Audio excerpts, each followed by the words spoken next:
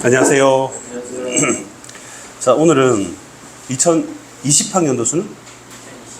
2022학년 도수는? 2022학년 도수능인데,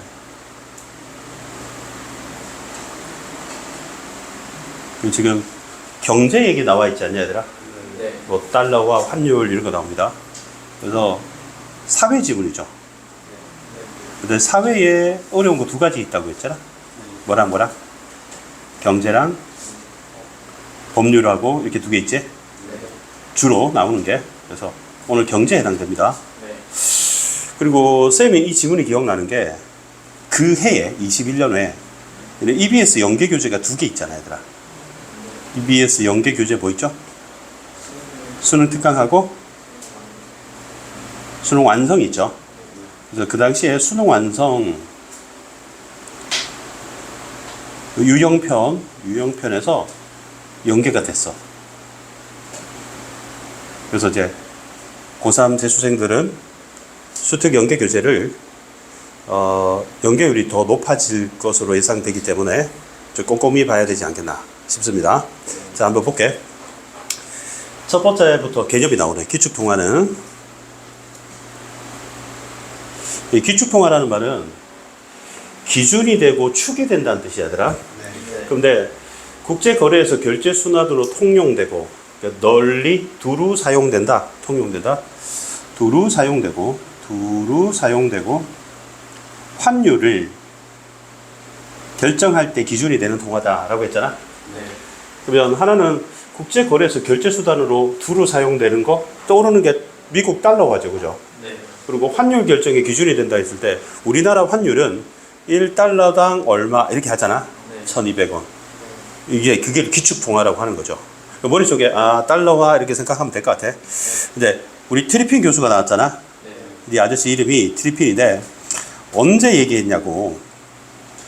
60년에 얘기했지. 그래서 주어 다음에 끊을게. 브레튼 우즈 체제라는 말을 했어요. 이런 체제라는 말을 했어요. 처음 낯선 말인데 기축통화인 달러와의 구조적 모순을 지적한 사람이래. 그럼 브레튼 우즈 체제에서 달러화가 기축통화인데 얘가 좀 모순이 있다고 문제점이 있다고 얘기를 한 사람이지. 경제학자인가 봐요. 그러면 한 국가의 재화는 상품이고 서비스의 수출입이라는 거, 수출과 수입의 차이라는 거지, 그지? 그러면 경상수지라는 게 한 국가의 괄호칠게 재화와 서비스의 수출입 차이야. 경상수지는 수출입 차이니까 수출 마이너스 수입이 이렇게 되는 거지. 알겠어요? 그러면 수출이 더 크면 수출 마이너스 수입이 0보다 크겠지. 내 말 이해돼요? 그러면 수입이 수출을 초과한다는 거는 수입이 더 크다는 건 마이너스 값이라는 거잖아. 그러면 빨간불이 켜졌다고 적자라고 하고. 이해되니? 그러면 수출이 수입을 초과한다는 거는 요 경상수지 값이 양수라는 얘기잖아, 얘들아. 네. 흑자라는 얘기예요. 그는 누구지? 트리핀 교수님이지, 그지? 그래서 만약 미국이 경상수지를 허용하지 않아서, 그러면 경상수지 적자를 허용하지 않는다고 했잖아, 얘들아. 네. 그러면 미국이 손해보는 거, 적자는 수입이 더 큰 거니까. 허용하지 않으면, 그러면 흑자라고 생각을 해보자고. 미국이 흑자가 되면, 국제 유동성 공급이 중단되게 되고, 그러면 세계 경제는 위축될 것이다. 이런 말을 했거든요. 그러면 미국이 흑자면 미국이 수출을 많이 하는 거잖아요, 얘들아. 그러면 국제 유동성이란 말이 나왔는데, 이것도 뭔지 아직 잘 모르겠단 말이야, 그제? 그래서 유축될 거라고 하면서 또 반대로래. 적자가 되면, 아까 적자를 허용하지 않을 때, 그러면 달러화가 과잉 공급되면이라고 했잖아, 얘들아. 그럼 미국이 적자라는 얘기는 미국이 손해를 보는 거잖아. 수입이 더 큰 거잖아, 얘들아. 그러면 수입이 더 크면 미국이 수입을 많이 한다는 거는 물건을 사고 돈을 외국에다가 주는 거잖아, 얘들아. 그러면 달러화가 전 세계적으로 많이 퍼지겠지. 그러면 준비 자산으로서의 신뢰도, 믿음의 정도가 낮아지고 고정 환율 제도는 무너질 거예요 라고 이런 말을 했대. 이 두 가지 말을 했대. 근데 이게 반면이란 말이 보이잖아 얘들아. 근데 이 반면이란 말이 이렇게는 적자를 허용하지 않을 경우, 이번에는 적자를 허용할 경우잖아. 그럼 적자를 허용하지 않을 경우는 어때? 세계 경제가 위축되지. 적자를 허용하게 되면 어떻게 돼? 뭐가 붕괴된다고 나왔잖아 얘들아. 신뢰도 떨어지고 붕괴되고. 그러면 둘 다 안 좋지 얘들아.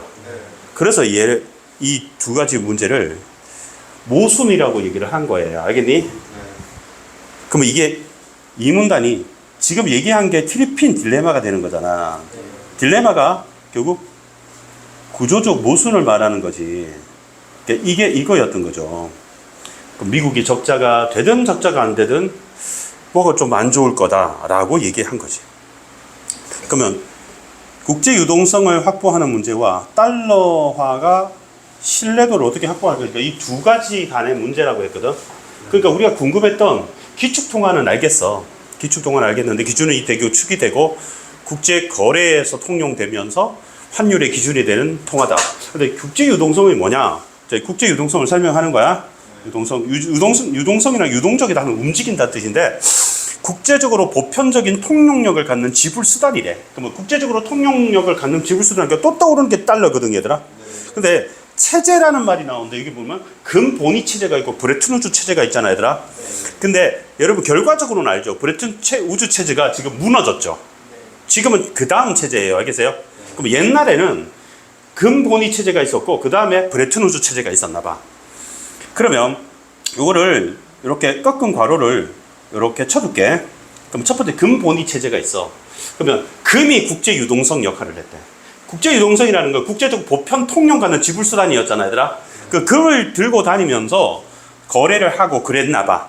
그리고 돈의 가치, 돈도 있었는데는 정해진 양의 금에 고정돼 있었대. 그리고 국가 간의 통화의 교환 비율이라고 하는 게 환율이잖아. 국가의 통화 간 교환 비율이 환율이죠. 환율은 자동적으로 결정되었다 라고 이렇게 나와 있어요. 근데 브레튼 우주 체제에 대해서 우리 그 트리핀 교수가 근본위 체제의 모순을 얘기했니? 브레튼 우주 체제의 모순을 얘기했니? 브레튼 우주 체제의 모순을 지적했던 분이었잖아. 근데 아까는 금이라 그랬지 얘들. 근본위 체제. 이번에 브레튼 우주 체제에서는 국제 유동성이 원래 금밖에 없었잖아 얘들아. 그럼 달러화가 추가됐다는 말은 무슨 말이지? 금, 달러 이렇게 두 개가 있는 거지. 알겠니? 그래서 금환본위제가 됐다는 거지. 아까는 금본위제, 이번에 금환본위제. 그럼 얘랑 같은 말이 알겠니? 같은 말인데 금환본위제는 그 금도 되고 달러도 되고 이런 뜻이 알겠니? 그리고 브레튼 우주 체제가 언제 성립됐다고 되어 있어요? 44년에 성립되었대. 이게 44년에. 이해됐지? 자, 그러면 44년에 브레튼 우주 체제가 성립됐는데 우리 트리핀 교수는 언제 지적했다 그랬지? 60년에 지적했지. 그러니까 15년, 16년 있다가 지적한 사람이야. 그러니까 참다가 이대로는 안 된다고 지적했던 것 같아. 근데 미국의 중앙은행이 있어. 우리 대한민국에는 한국은행이 있잖아, 얘들아. 미국의 중앙은행에서 금 태환 조항이라는 게 있나 봐. 그러면 금 태환할 때 이 환이 돈이고 금이 금이잖아, 얘들아.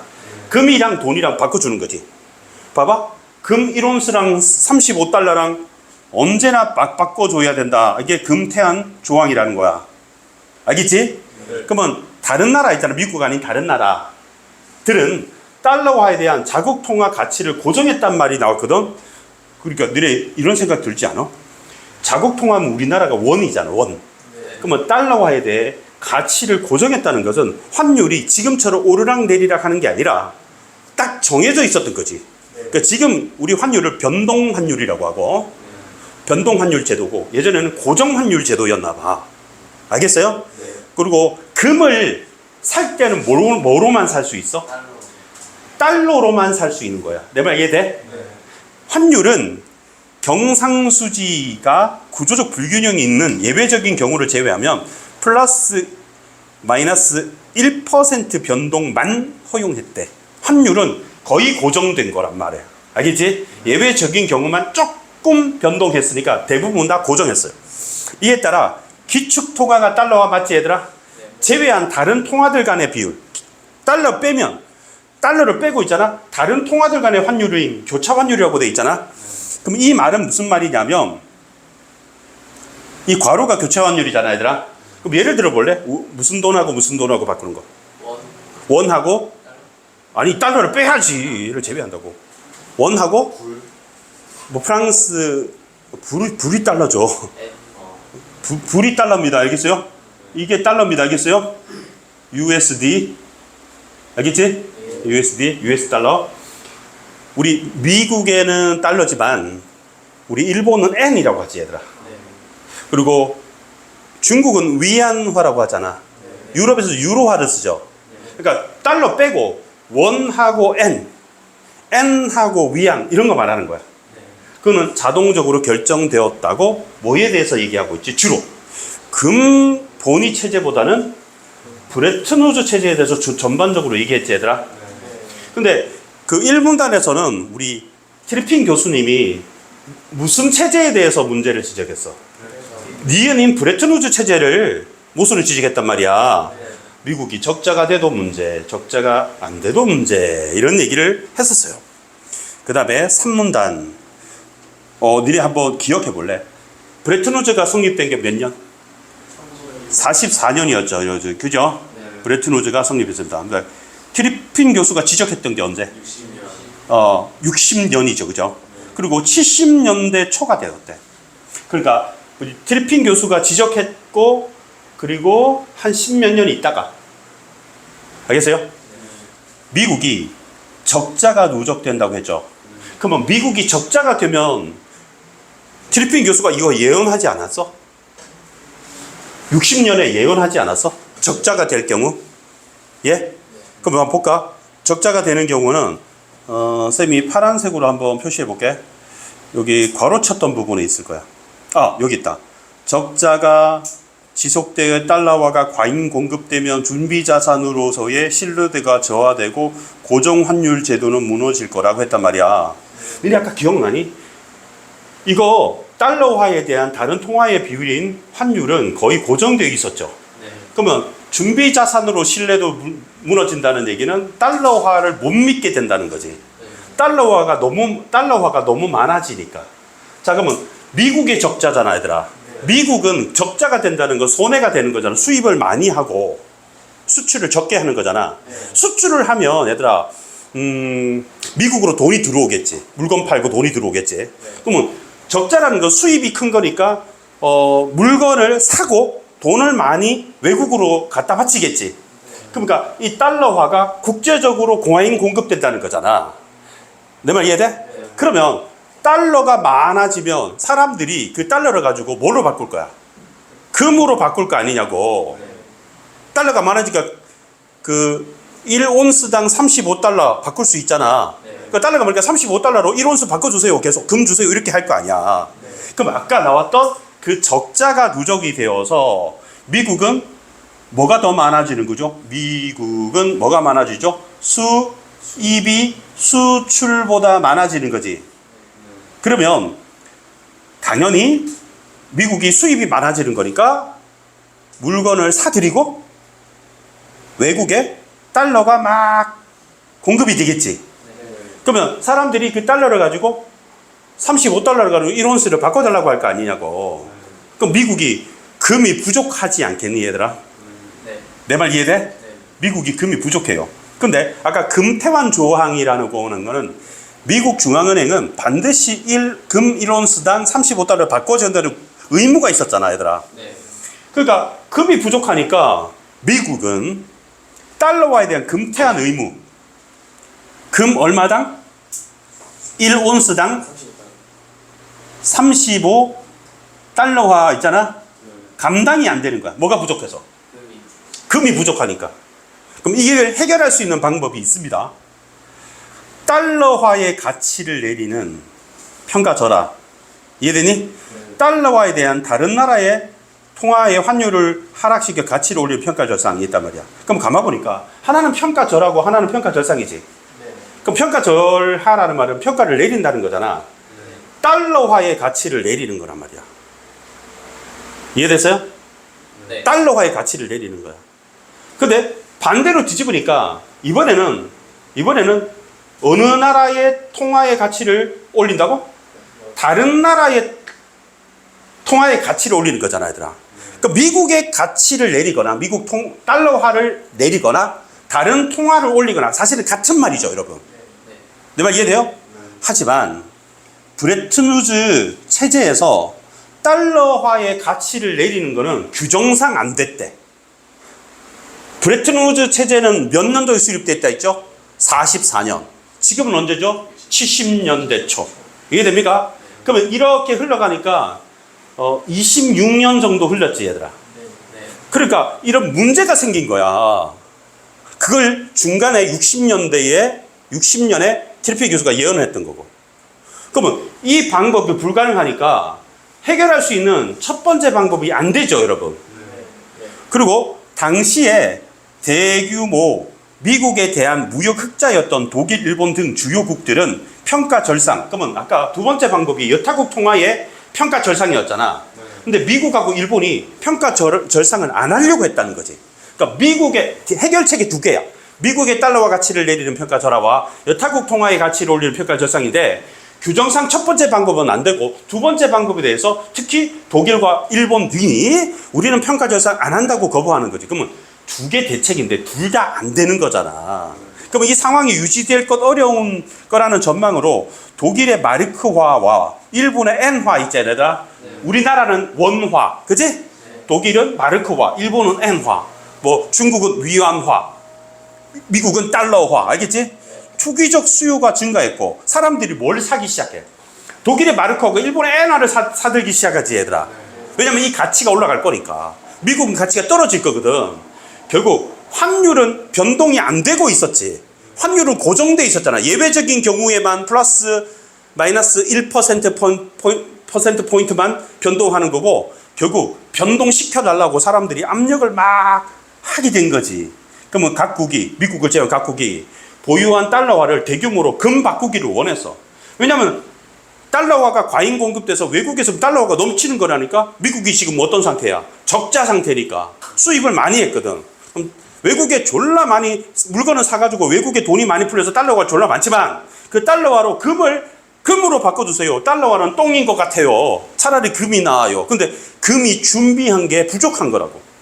이해되지? 그럼 미국이 더 이상 뭘 못해? 금을 무조건 바꿔주게 돼 있잖아. 금태안 조항을 지킬 수가 없는 거죠. 그러면 전국에 71년에 달러화에 대한 금태환 정지를 선언한 게 닉슨 쇼커예요. 더 이상 금이랑 달러화를 못 바꿔주세요라고 한 거야. 브레튼 우즈 체제에서 가장 중요한 것 중에 하나가 금태환 조항이잖아. 이걸 못하겠다고 하는 순간 브레튼 우즈 체제는 어떻게 됐어요? 붕괴됐던 거죠. 그러면 붕괴된 게 몇 년? 71년. 이게 브레튼 우즈가 붕괴가 된 거야. 얘는 성립이 된 거고. 이게 뭐냐면 4.4 부성, 이게 뭐냐면 44년에 브레튼 우즈가 성립됐고 60년도에 트리핀 교수가 지적했고 71년에 브레튼 우즈 체제가 붕괴된 거예요. 근데 붕괴될 거라는 거를 60년에 트리핀 교수가 예상을 했던 거죠. 왜냐하면 적자가 되든 적자가 되지 않든 세계 경제에 분명히 영향을 줄 거라고 구조적 모순 자체를 지적했던 분이기 때문에 결국 이 사람의 말대로, 이분의 말대로 결국 71년에 금태안 조항을 지키지 못함으로써 브레튼 우즈는 박살이 나게 됐다. 그러면 우리 현재는 71년 이후기 때문에 브레튼 우즈 체제가 아니겠죠, 여러분. 붕괴됐겠지. 이제 몇 문단이지? 아직 4문단이지? 근데 4문단밖에 안 되고 보통 5문단이잖아. 근데 4문단밖에 안 되는데 경제 제재다 보니까 여러분이 좀 아무래도 배경 지식이 부족하다 보니까 좀 어려웠을 것 같아. 그러나 붕괴됐어요. 뭐가 붕괴됐지? 멘탈이 붕괴된 게 아니고 브레튼 우즈가 붕괴된 거지. 달러화가 기축통화 역할을 계속했어요. 자, 그러면 우리가 너무 잘 알고 있는 게 기축통화라는 거는 쌤이 이렇게 가르쳐줬지. 기준이 되고 축이 된다고 했고 1문단 맨 위에 첫 번째 문장에서 국제거래에서 결제수단으로 폭력이고 환율결정의 기준이 된다고 했잖아. 그럼 너네가 생각할 때 기축통화 역할을 하고 있는 돈은 뭐지, 얘들아? 달러화라고 너네 알고 있잖아. 그 붕괴가 됐어도 계속 하는 거죠. 그 이유는 규모의 경제를 이유가 된대요. 세계 모든 국가에서 기축 기준이 없이 서로 다 사용해서 짝을 지으면 그 수만큼 환율의 가지수가 너무 많이 생기겠죠, 여러분. 내 말 이해돼? 그러면 비용이 너무 커지는 거야. 근데 만약에 하나를 기준으로 해서 외환거래를 하면 비용이 절감하고 규모의 경제를 달성할 수 있대. 그래서 미국이 마음에 안 들어도 달러화를 기준으로 세워두면 훨씬 더 비용이 절감되기 때문에 기축통화로서 달러화가 기축통화 역할을 계속하게 되었다. 말이지, 그제? 그러니까 우리가 하나도 안 궁금하고 하나도 묻고 싶지 않았던 예전에 경제체제에서 기축통화 국제유동성에 관한 얘기를 했어요.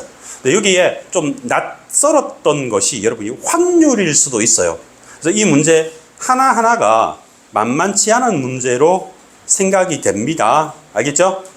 자, 그러면 10번 문제부터 한번 풀어볼게요. 브레튼 우즈 체제가 붕괴됐죠? 그러면 달러화가 기축통화로서 역할을 할 수 있었던 이유는 뭐라고 대답할 수 있습니까? 사문단에 그거는 뭐 때문에? 규모의 경제 때문입니다 라고 대답할 수 있겠지? 그 다음에 우리 트리핀 교수가 언제 전망을 했었지? 1960년에. 그러면 붕괴된 거는 언제지? 1971년에 붕괴됐지. 근데 트리핀 우스 교수가 전망했을 때 브레튼 우즈 체제는 붕괴되지 않았죠. 맞죠? 그래서 이 이후에 세계 경제가 어떻게 될 거라고 전망한 게 아니죠, 여러분. 이대로 가면 붕괴될 수 있다고 전망을 했기 때문에 이후에 대해서 전망한 건 아닙니다. 알겠습니까? 그다음에 미국에서 중앙은행에 어떤 의무를 수행해야 되죠? 금이랑 달러랑 바꿔주는 거 뭐라고 하지? 금, 태, 환, 조항이라는 게 있었지, 얘들아? 1온스당 35달러 맞지? 그 다음에 브레튼 우즈 체제에서 국제 유동성 역할을 한 거 두 개 있습니다. 금하고 달러화 됐지? 다 나와 있고요. 그 다음에 달러화가 신뢰도 하락의 원인인 건 뭐니까? 그러면 너네 신뢰도 문제는 1문단에 나와 있을 거야. 신뢰도 하락이라는 게 여러분 여기 있죠, 맨 마지막에. 그죠? 네. 근데 이거 뭐 때문이야? 보니까 적자 상태가 되면, 그지? 그래서 원인은 미국이 적자 상태가 유지됐을 때다, 이렇게 대답할 수 있잖아. 그러니까 다른 건 대답할 수 있는데 얘는 대답할 수 없잖아, 그지? 네. 그래서 답이 몇 번? 이렇게 골라내면 됩니다. 또 이 문제 어렵네. 니네 추론 문제 나왔잖아. 제일 쉬운 문제는 사실적 사고 능력이야.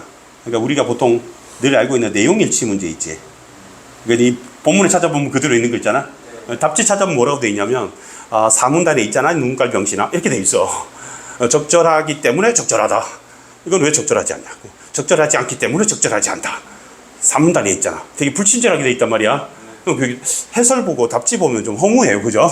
아씨, 내가 못 찾았네, 바본가. 답지 보면 기분 나빠요. 그것도 못 봤냐 하고 우리한테 막 장애인이라고 욕을 하니까. 그러니까 이런 문제가 이 문제입니다. 알겠어요? 네. 자, 두 번째 문제는 조금보다 더 어려운 문제야. 추론 문제야. 추론은 대놓고 안 나와. 숨어 있어. 그래서 이게 미루어 알 수 있는 이런 식으로 내지. 알 수 있는.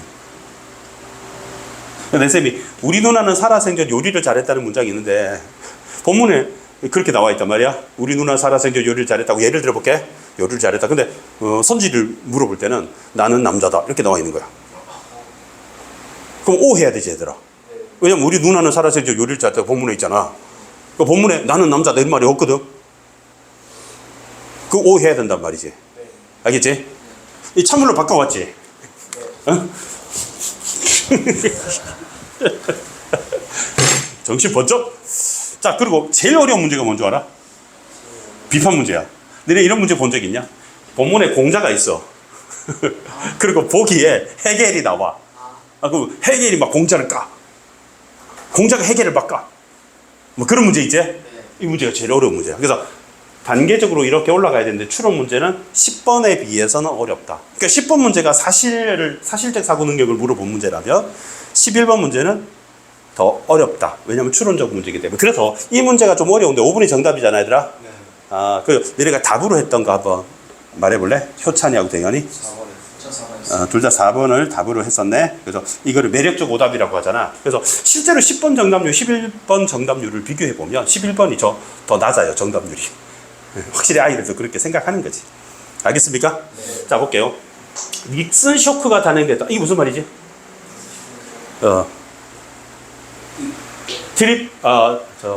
브레튼 우즈 체제가 붕괴됐다는 얘기죠. 네. 맞죠? 네. 그러면 달러화가 너무 거품이 심했던 거야. 그러니까 닉슨 쇼크가 단행되면 원래 해결책이 달러화가 평가 절하하는 거하고 여타국 통화가 평가 절상하는 건데, 그러면 이제 그게 가능해지겠죠. 왜냐면 고정 환율이 풀렸을 테니까. 이해됩니까? 네. 우리 해결책이 두 가지겠죠. 달러화의 평가 절하, 그다음에 여타국 통화의 평가 절상. 이 말입니다. 그죠? 네. 자, 그다음 브레튼 우즈 체제에서 마르크와 엔화의 투기적 수요가 증가한 것은 바로 이들 통화의 평가 절상. 그렇잖아. 우리 해결책이 이거잖아. 달러화의 평가 절하. 맞지? 이게 너무 높으니까. 뭐 여타국 통화의 평가 절상. 맞죠? 그렇기 때문이다.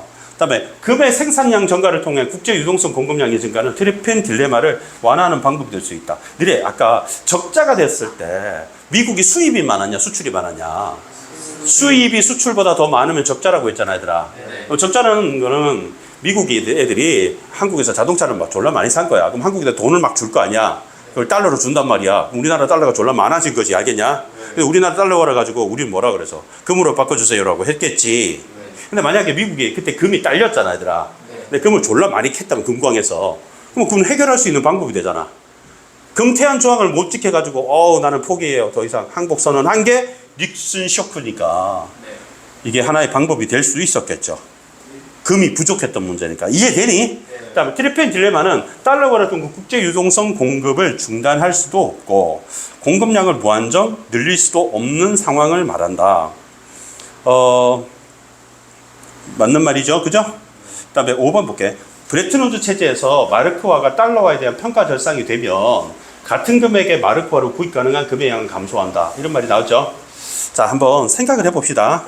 예? 마르크화가 달러화에 대해서 평가 절상이 된다는 말을 했잖아, 얘들아. 누가 평가 절상이 된다는 거지? 마르크화가 평가 절상이 된다고 했잖아, 얘들아. 그러면 1달러에 대해서 마르크화를 있잖아, 환율로 한번 따져보자고. 알겠지? 그럼 평가 절상이면 마르크화의 환율이 떨어진다가 되거든, 얘들아. 그거 내가 가르쳐 줄까, 얘들아? 여기 보시면 지금 여기 보면 평가 절상이란 말이 나왔지, 얘들아. 여타국 통화가 여기 독일 마르크화란 말이 알겠냐?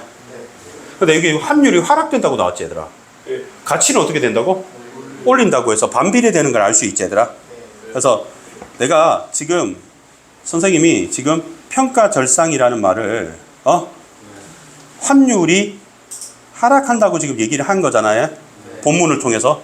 자, 그러면 선생님이 여기서 이렇게 한번 써볼게요. 환율이 떨어진다고 하면 1달러에 2마르크화 하고 있었단 말이야. 그러면 떨어지면 환율이 떨어지면 어떻게 될까요? 예를 들어서 이렇게 떨어진다고 1마르크화가 된다고 해봅시다. 여기까지 이해되네? 이거 환율이 떨어진 거 맞죠? 그리고 이거 제가 다시 한번 설명해 줄게요. 그러면 같은 금액의 마르크화로 구입할 수 있는 금의 양이라고 했잖아요, 얘들아. 그러면 같은 금액의 마르크화로 구입 가능한 금의 양은 감소하는지 한번 생각해 보자. 그러면 같은 금액의 마르크화면 2마르크인데 1마르크니까 같은 금액의 마르크화가 아니지. 맞지? 그러면 이거를 선생님이 2마르크화로 바꾸게 되면 달러는 어떻게 되겠니? 1분의 1이니까 2분의 2로 만들어야 되지 않겠니? 여기까지 이해되니? 그러면 같은 금액의 마르크화는 파란색, 보라색으로 표시할게. 같은 금액의 마르크화로, 같은 금액의 마르크화로, 맞지? 바꿀 수 있는 금의 양이면 금은 뭘로만 바꿀 수 있어? 달러로만 바꿀 수 있지, 얘들아. 그러면 이게 B포고 이게 F트가 되지. 근데 우리 1온스를 35달러로 바꾼다 그랬잖아. 그러면 1달러가 2달러가 되는 거잖아, 얘들아. 그럼 바꿀 수 있는 금의 양은 증가하겠죠, 여러분. 이렇게 푸는 겁니다. 이해되냐?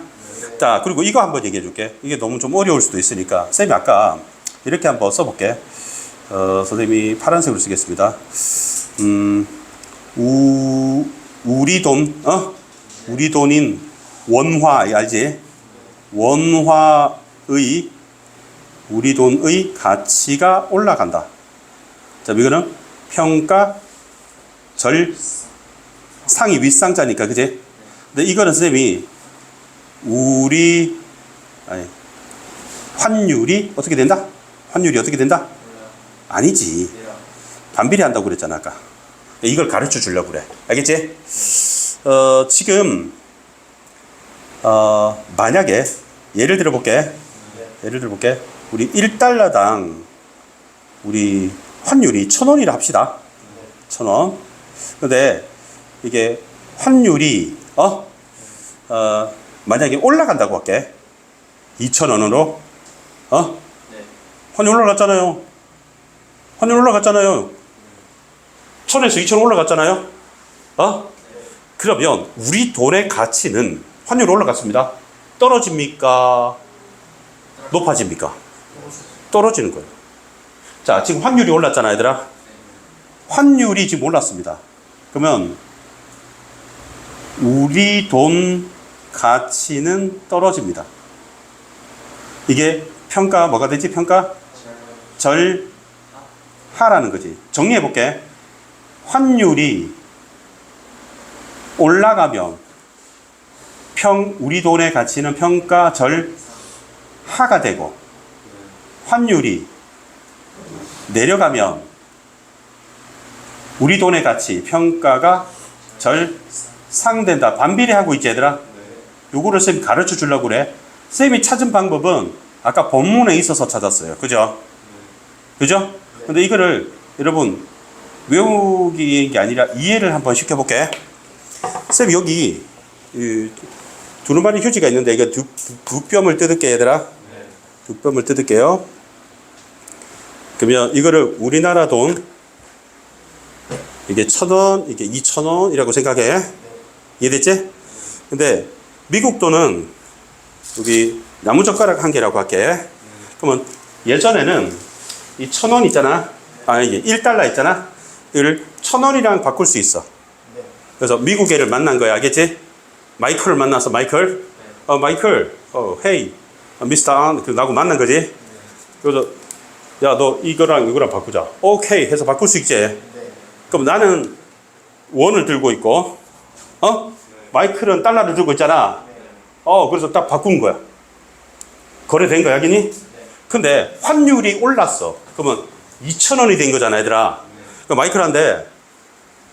마이클한테, 내가 마이클이 들고 있어야지.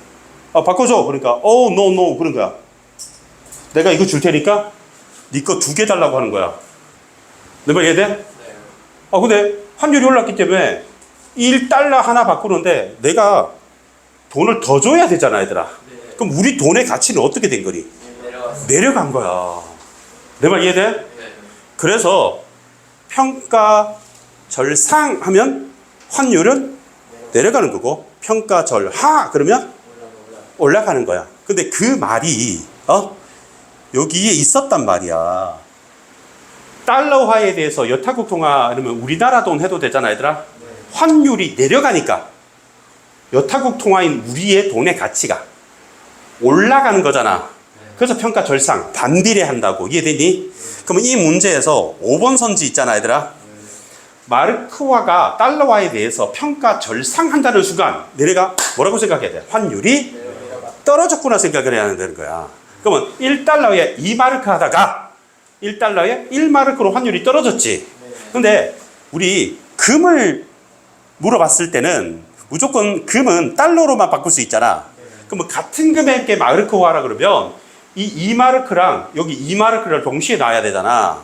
그러면 그때 1달러에 1마르크니까 2달러에 2마르크가 되므로 보라색이 두 개가 같은 2달러잖아. 2마르크잖아.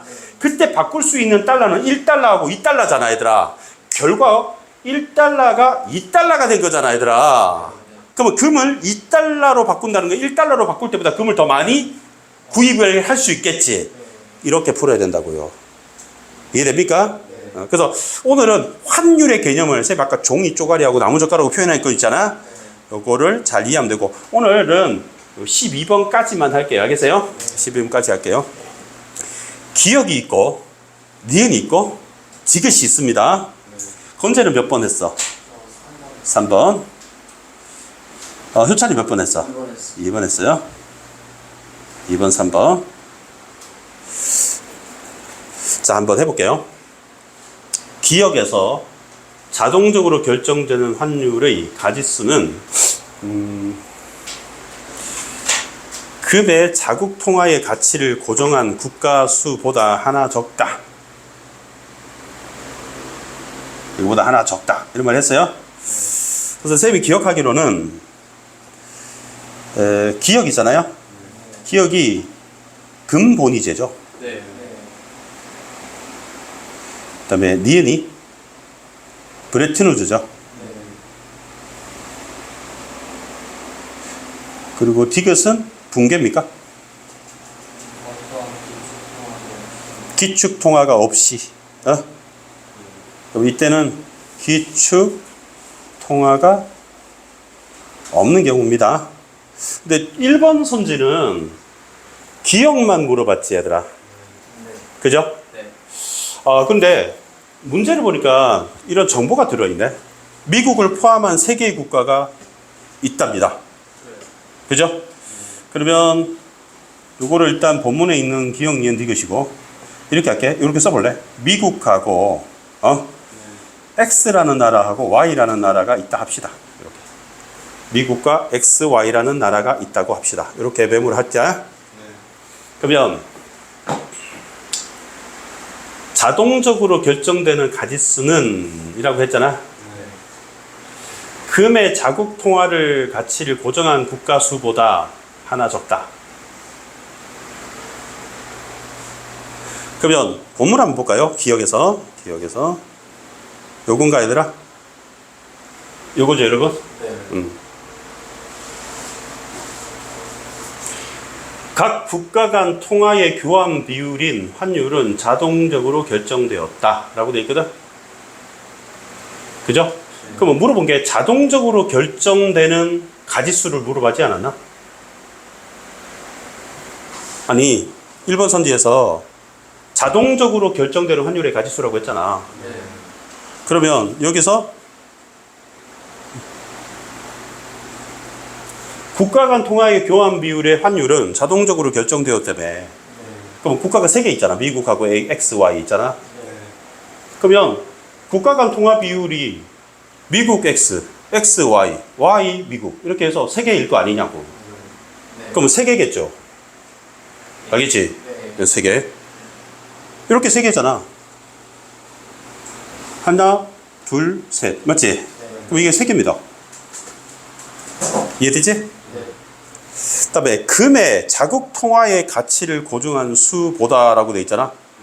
금의 자국 통화의 가치를 고정한 수? 각 국가 정해진 양의 금의 가치에 고정되었다. 각 국가의 통화 가치는 정해진 양의 금의 가치에 고정되었다. 각 국가가 다 금의 가치에 고정되지 않았어요? 그럼 국가가 3개지 얘들아. 그러면 얘도 3개지. 그러면 3은 3보다 하나 적습니까? 이해됩니까? 그 다음에 니은이 붕괴된 다음에 그렇죠. 브레튼우즈가 붕괴됐지? 여전히 달러화가 기축통화라면 니은에 비해 교차 환율의 가짓수는 적어진다 라고 했어요. 그러면 우리 디귿은 기축통화 없는 경우지 얘들아. 맞죠? 그리고 요거는 기축통화가 미국의 달러화인 경우. 맞지? 근데 개념만 알아두는 거는 교차 환율의 수 아닙니까? 이 경우는 미국이 기축통화가 아닌 경우고, 맞지? 네. 기축통화인 경우하고 아닌 경우를 교차 환율의 개념을 생각하면 되잖아. 그러면 빨간색 형광펜 한번 꺼내볼까? 교차 환율 이렇게 칠할게. 교차 환율 칠했어요? 교차 환율 찾아보세요. 이 문단 끝에 있지 얘들아. 맞지? 교차 환율의 개념 뭡니까? 자동적으로 기축통화인 달러화 제외. 기축통화인 달러화를 제외해야 돼. 알겠니? 이해됩니까? 그럼 다른 통화 간의 환율을 말하는 거야. 자, 그러면 이게 기축통화가 달러화를 한다 그러면 미국이 달러화가 기축통화가 돼야 되잖아, 얘들아. 그럼 이렇게 하면은 빼야 되잖아, 이거는. 교차 환율이 뭐라고? 기축통화인 달러화를 제외하고라고 했잖아. 그럼 이거는 제외해야지. 이것도 제외해야지. 그러면 이 경우에는 한 개가 되죠. 여기까지 이해됩니까? 그럼 한 개가 됩니다.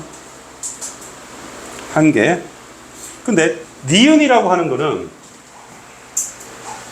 브레튼우즈지 얘들아. 브레튼우즈에서도 똑같이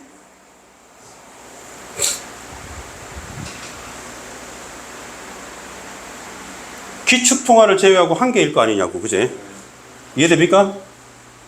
그럼 한 개는 한 개에 비해 적어진다 그러면 말이 안 되잖아, 그지?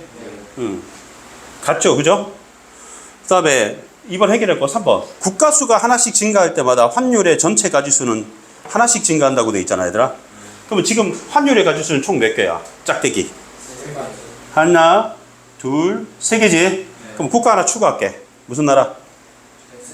X, Y 다음에 G가 나와야 되겠지? 그러면 환율을 추가해 볼게. 하나, 둘, 셋.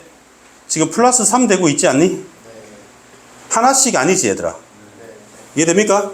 모든 가지수를 연결하면 원래 3개였는데 국가가 증가하니까 환율의 가지수는 더 많이 늘어나죠, 여러분. 근데 토너먼트 경기할 때 내 팀이 돌아가면 이렇게 되는 거 아니야, 얘들아? 상대적 경기가. 알겠죠? 예선에서 4팀이 붙는 거하고 5팀이 붙는 거하고 3팀이 붙는 거 완전히 경기 수가 달라지지 않겠니, 얘들아? 알겠어요? 그 다음에 기억에서 니은으로 바뀌면 자동적으로 결정되는 환율의 수가 많아진다라고 했잖아, 얘들아. 그러면 자동적으로 결정되는 가지수는 아까 여기 한번 나왔어. 기억은 3개였지, 얘들아. 그럼 니은이 브레튼우즈라고 했잖아, 얘들아. 그때 자동적으로 결정되는 걸 찾으면 되지, 브레튼우즈에서. 브레튼우즈에서 자동적으로 결정되는 거 찾아볼게. 빠바바바바바. 자동적으로. 여기 있네, 그지? 네. 그 교차 환율이죠, 여러분. 그죠? 네. 교차 환율은 자동적으로 결정된다. 그러면 아까 여기서 다시 할게, 얘들아. 이거 다시 쓸게. 아까처럼 까만색으로 할게. 자, 미국하고 여기 미국하고 여기 쓸게. 미국하고 X하고 Y가 있어, 그지? 그럼 원래 여기 하나, 둘, 세 개잖아, 얘들아. 자동적으로 결정되는 거 모든 국가니까, 맞지? 근데 이번에는 교차 환율만 자동적으로 결정되는 거니까 기축통화에 미국은 빼야지, 얘들아. 그지? 그러면 요 세 개에서 미국을 빼면 한 개가 되지, 얘들아. 그러면 3에서 1로 되겠죠? 그럼 가지수가 많아지는 게 아니라 줄어드는 거지. 이해되냐? 그럼 니은에서 교차 환율의 가지수를 물어봤잖아. 브레튼우즈죠. 그럼 교차 환율은 미국을 빼니까 X국, Y국 한 개지, 그지? 한 개. 미국은 빼야 되니까. 그럼 디귿에서 생기는 환율의 가지수를 물어봤잖아. 그럼 미국은 디귿은 기축통화가 없는 거지. 디귿 한번 읽어보세요.